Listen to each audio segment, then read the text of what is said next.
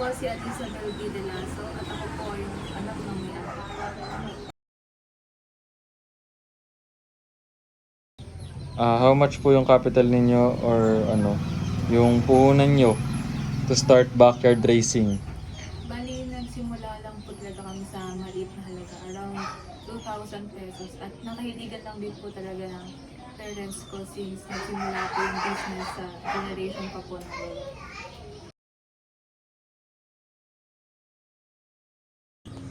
Ano naman po ang mga na-experience nyo na challenge sa pagba-backyard racing?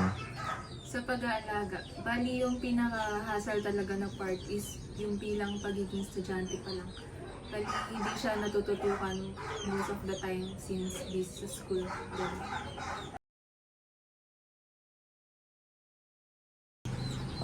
Bali, ano-ano naman pong klase ng hayop inaalagaan ninyo?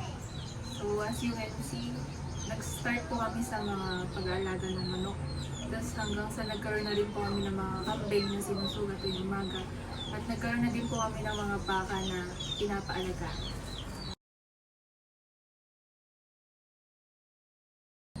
Ano naman po ang reason nyo para mag-race ng hayop or mag-backyard race ng mga hayop na nabanggit nyo? Mostly dahil nakahiligan lang din po talaga. At especially, nakaka-enjoy naman talaga mag-alaga ng mga hayop. Bukod sa mga common ones na alaga natin sa mga bahay, mga aso, pusa.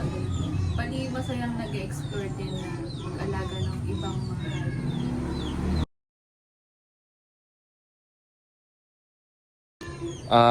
Paano naman po yung management practice nyo? Paano nyo po siya na-handle, ganun? Paano nyo po siya inaayos, ganun, kumbaga? Tuwing umaga po, pagkagising, nag-start po kami ng maglinis po ng mga kulungan. Tapos, sa mga kambing naman, nag-start na kami silang isuga. Tapos, dilim pagkahapon.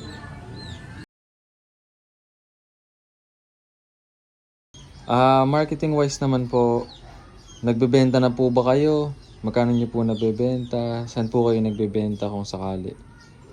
Sa mga itlog, bali, hindi pa talaga ako nakapag-start mag-market.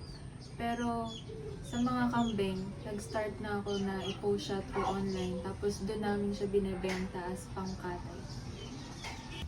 Ako nga pala si Lexus John San Pedro, 22 years old, isang backyard racer.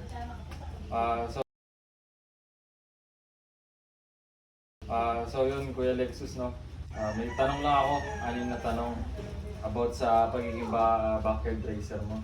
Unang-una, number one, magkano ang naging kapital mo or naging puhunan mo nung nagsisimula ka pa lang? Siguro pumatak lang ng mga 700. 700. Number two naman na tanong, ano yung mga pagsubok or mga challenges na napagdaanan mo sa pagba-backyard racing?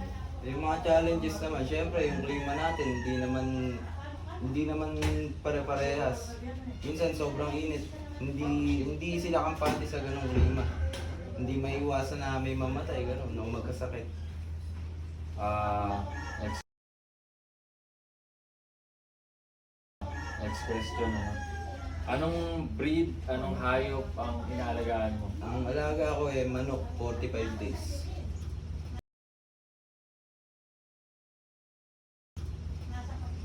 Number 4, next question natin ay, bakit ka nag-aalaga kung ano man inaalagaan mo?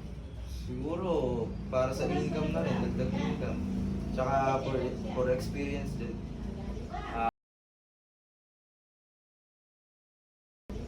Next question, paano mo siya na-maintain or ano ang management practice mo sa kanya?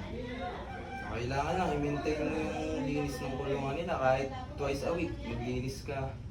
At saka syempre yung temperature nila, lalo na kung broiler pa lang o sisiw pa lang, kailangan nila ng mainit na temperature. Sasapat sa kailangan nila. Last question. Nakapag-market ka na ba or nakapagbenta ka na ba? Nakapagbenta na rin naman.